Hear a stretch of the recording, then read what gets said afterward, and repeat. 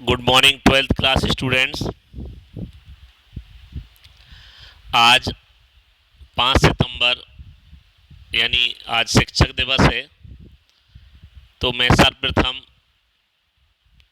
Doctor Radhakrishnan जी के चरणों में अभिनंदन करते हुए उन सभी महानुभावों को अभिनंदन करता हूँ जिन्होंने मेरे जीवन में ज्ञान रूपी पुंज प्रज्वलित किया। इसके साथ ही आप सभी छात्र छात्राओं को इस पावन दिवस की बहुत बहुत शुभकामनाएं। जैसा कि आप जानते हैं कि कल हम लोगों ने unit number 5 surface chemistry start की थी। उसका पार्ट फर्स्ट एडजॉर्प्शन पढ़ रहे थे। तो उम्मीद है आपने एनसीईआरटी बुक में इसको पढ़ा होगा, देखा होगा, और मैंने भी जो यूट्यूब पे पढ़ाया आपने उसको भी देखा होगा, और नहीं देखा हो दोबारा भी देख लीजिए, और नहीं देखा हो तो फिर उसको देख लीजिएगा, है ना। तो अभी उसको अगर हम कंटिन्यू करें तो देखिए इतना सब कुछ हम पढ़ चुके थे। उसके अगर हम आगे जाते हैं तो अभी हमें आज स्टार्ट करना है the mechanism of adsorption. The mechanism of adsorption. Adsorption की मैकेनिज्म क्या है, ठीक है। एडजॉर्प्शन की मैकेनिज्म क्या है तो देखिए, जैसा कि लिखा हुआ है, atoms in a solid are held together by van der Waals forces और may be even chemical forces. तो जो एटम है वो स्ट्रॉन्ग फोर्सेस के द्वारा अट्रैक्ट रहते हैं। Atoms in a solid are held together by van der Waals forces और may be the even chemical forces in further form. Now next one is the unbalanced forces present on the surface make it quite active। अब ये unbalanced forces का मतलब क्या है तो देखिए, अगर हम आपको एक कॉमन एग्जांपल दें, सपोज दैट स्टूडेंट का एक ग्रुप है जो कि आपस में क्या कर रहे हैं, एक पिरामिड बना रहे हैं, और ऐसे ग्रुप बने हुए हैं कि एक स्टूडेंट अपने हाथ ऐसे ऊपर की तरफ, हम बताते हैं आपको, ऐसे ऊपर की तरफ खड़ा करता है, दूसरा स्टूडेंट उसके हाथों पे खड़े हो जाते हैं, फिर वो अपने ऊपर हाथ ले जाता है, उसके ऊपर उस दूसरे स्टूडेंट खड़े हो जाते हैं, फिर वो ऊपर हाथ ले जाते हैं उसके ऊपर और दूसरे स्टूडेंट खड़े हो जाते हैं। तो इस तरीके से एक कंडीशन ऐसी आएगी कि बीच के जितने भी स्टूडेंट हैं उन सब के पैर भी एक्टिव मोड में रहेंगे, क्योंकि उससे नीचे वाले स्टूडेंट के हाथों के ऊपर उनके पैर होंगे, और उसके हाथ भी एक्टिव मोड में रहेंगे क्योंकि उसके ऊपर जो स्टूडेंट होगा वो उसके हाथों पर होगा। तो अगर हमने मान लिया कि उसकी 4 बैलेंसी है, 2 पैर 2 हाथ, तो बीच में जितने भी स्टूडेंट होंगे उन चारों की बैलेंसी कंप्लीटली सेटिस्फाइड होगी। लेकिन जरा विचार करिए उस स्टूडेंट पे जो सबसे नीचे है और जो सबसे ऊपर है। जो सबसे नीचे है उसके पैर रूपी 2 बैलेंसी अनबैलेंस्ड रहेंगी, और जो सबसे ऊपर है उसकी हाथ रूपी जो 2 बैलेंसी है वो अनबैलेंस्ड रहेंगी। समझ रहे हो ना। तो बस इसी को कहते हैं unbalance forces. That mean surface जो होती है, सरफेस जो होती है उस पर क्या होता है, याद रखिएगा, उस पर क्या होता है, अनबैलेंस फोर्सेस रहते हैं। Due to the unbalance forces the atoms और molecules on the surface have a tendency to attract and retain the molecules of the gases और लिक्विड। ठीक है। तो इस अनबैलेंसेस फोर्सेस की वजह से जब कोई दूसरे सब्सटेंस जिसको एडजॉर्बेट कहते हैं वो आ जाता है, और उसी अनबैलेंस बैलेंसी को सेटिस्फाइड करने के लिए उससे सरफेस से जुड़ जाता है। This result into higher concentration of any particular species at the surface।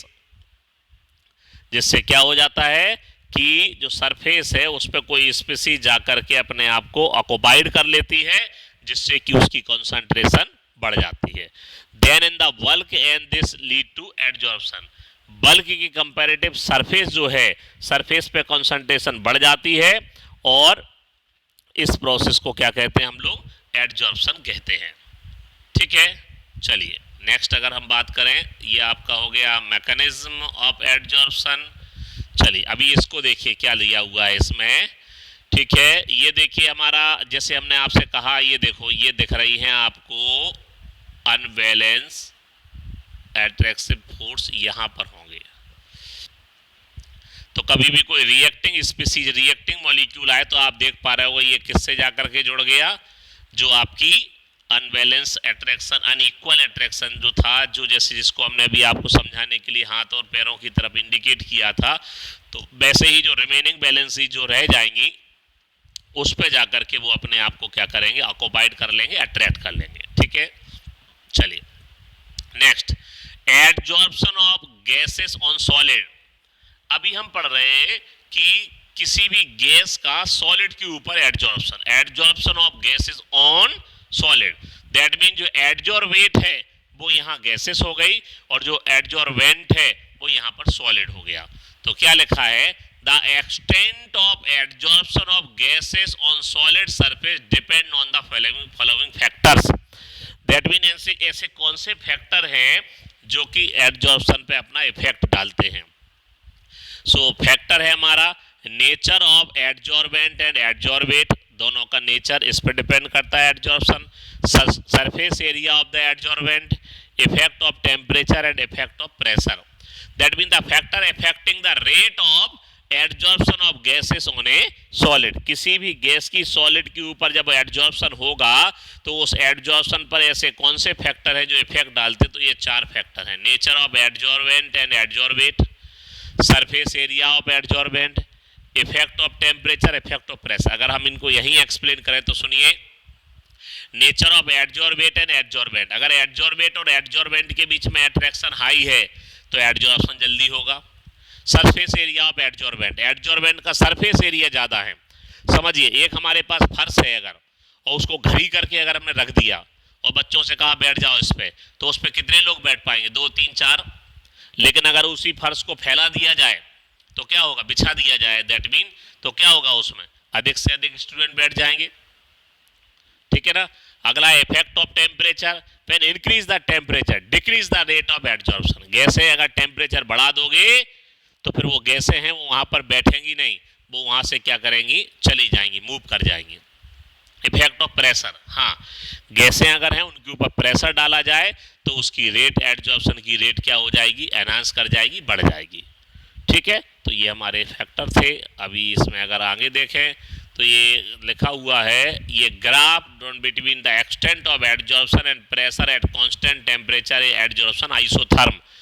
एक कॉन्सेप्ट है हमारा एडजॉर्प्शन आइसोथर्म, किसे कहते हैं, isotherm that mean at a constant temperature.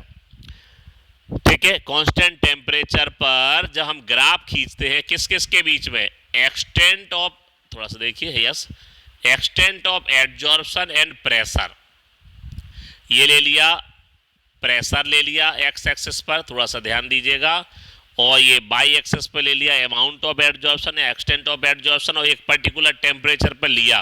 तो एक ऐसा ग्राफिकल रिप्रेजेंटेशन जो एक कांस्टेंट आइसोथर्म है, क्योंकि एक कांस्टेंट टेम्परेचर पर प्रेशर और अमाउंट ऑफ एडजॉर्प्शन के बीच में कोरिलेट करता है, उसको बोलते हैं हम लोग एडजॉर्प्शन आइसोथर्म। तो हमारा सिलेबस जो है वो उस लैंगम्यूर एडजॉर्प्शन आइसोथर्म को बताता है और उसको हमें पढ़ना भी है।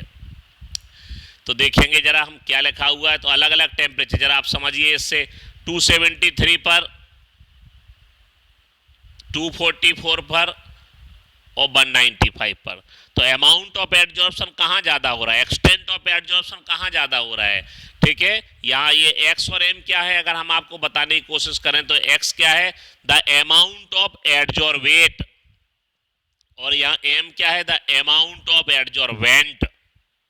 समझना, एडजॉर्वेट जो आता है, एडजॉर्वेंट जिस पे आता है, तो अमाउंट ऑफ एडजॉर्वेट एक्स है और अमाउंट ऑफ एडजॉर्वेंट एम है। ठीक है, तो इस तरीके से हमारा x अपॉन एम हो जाएगा। तो ये हमारा अगर x upon M amount of adsorption हो गया पूरा, ये x अपॉन एम, तो x अपॉन एम, और अगर हमारे प्रेशर के बीच को कोरिलेट किया गया इस ग्राफिकल रिप्रेजेंटेशन से, ठीक है, तो उसको बोलते हैं adsorption isotherm because at a constant temperature. देखो ये फ्रूनलिक आइसोथर्म आप पढ़ेंगे, इसको अभी हम मैथमेटिकल भी बात करते हैं, फ्रूनलिक साइंटिस्ट का नेम है, केमिकल जो एडजॉर्प्शन है उसके बारे में इन्होंने बताया था। तो अभी इसमें देखते हैं अपन, देखो कैसे हो रहा है। देखिए अभी हम बात करें तो क्या लिखा है, in the above diagram graph at low pressure region x upon M is proportional to p to the power 1। अगर प्रेशर कम है तो x अपॉन एम लिखा हुआ है, फिर भी हम लिख रहे हैं यहाँ p टू द पावर 1 होगा, और अगर प्रेशर बहुत हाई है तो x अपॉन m और p to the power x upon m is proportional to p to the power 0। That mean जब प्रेशर कम होगा तो एक्सटेंट ऑफ एडजॉर्प्शन या अमाउंट ऑफ एडजॉर्प्शन प्रेशर के डायरेक्टली प्रोपोर्शनल होगा। समझना, ऐसे समझो इसको। माना कि एक क्लास में बेंचेस पड़े हुए हैं, चेयर और बेंच पड़े हुए हैं, और उसमें स्टूडेंट बाहर खड़े हुए हैं और एग्जाम है माना कि, और टीचर आएगा ड्यूटी पर, इवैल्यूएशन ड्यूटी पर आया, उन्होंने कहा जाओ जल्दी से अंदर बैठो। तो टीचर ने प्रेशर डालना शुरू किया। प्रेशर डालना शुरू करेगा तो एक्सटेंट ऑफ एडजॉर्प्शन क्या होगा, अमाउंट ऑफ एडजॉर्प्शन बढ़ता जाएगा।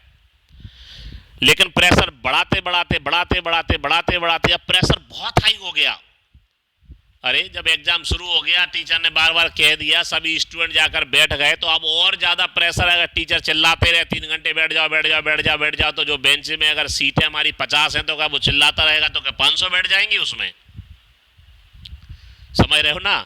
इसलिए कहा गया लो प्रेशर पर extent of adsorption directly proportional है, बट हाई प्रेशर पर जब जितनी भी फ्री वैलेंसीज थी, जितनी भी स्पेस खाली था, जो भी फ्री वैलेंसीज ये हाथ इंडिकेट करना, मतलब हमने आपसे कहा जो सराउंडिंग फ्री वैलेंसीज थी, जो सभी के सभी जब कंप्लीट हो जाएंगी तो फिर amount of adsorption that mean extent of adsorption पर प्रेशर का कोई इफेक्ट नहीं होगा। समझ रहे हो? प्रेशर का कोई इफेक्ट नहीं होगा। तो इसलिए हो गया P is proportional to x upon m x upon m is directly proportional to p to the power 1 at low pressure. At high pressure देखो आप, at high pressure x upon m is proportional to p to the power 0। तो बस intermediate में देख करेंगे तो बात value जो है वो कितने से कितने के बीच में है, 1 से लेके 0 के बीच में आ रही। तो इसको अगर हमने एक कंबाइंड फॉर्म में अगर शो करें, देखिए शायद नेक्स्ट में यस होगा, या हम यहाँ कर देते हैं कंबाइंड फॉर्म में शो करें तो हम इसको ऐसे कह सकते हैं x upon m is proportional to p to the power 1 upon n। क्योंकि n की वैल्यू आप यहाँ 1 से लेके कुछ भी रखते जाओ। देखिए p की पावर आपने देख लिया, लो प्रेशर पर p टू दी पावर 1 है और हाई प्रेशर पर p टू दी पावर 0 है। अब अगर हम प्रेशर की रेंज लेते हैं तो वैल्यू 1 से 0 के बीच की आएगी, है ना, 1 से लेकर 0 के बीच की आएगी। तो हम इसको एक मैथमेटिकल फॉर्म में p to the power 1 upon n कह दिया, और यहाँ n की वैल्यू 1 से लेकर इनफाइनाइट रखते जाओ। 1 रखोगे तो क्या होगा, 1 अपॉन 1 इक्वल टू 1, 2 रखोगे 0.53 रखोगे 0.334 रखोगे 0.255 रखोगे 0.2, और रखते रखते रखते रखते रखते जब इनफाइनाइट रख दोगे तो वैल्यू क्या हो जाएगी, 1 upon infinite is equal to 0 हो जाएगा। समझ रहे हो ना? तो इसलिए मैथमेटिकली इसको एक graph drawn between extent of adsorption x upon m and temperature at constant pressure is isobar. आप सब जानते हो कि कांस्टेंट टेम्परेचर किया जाए तो आइसोथर्म और कांस्टेंट प्रेशर किया जाए तो आइसोबार होगा।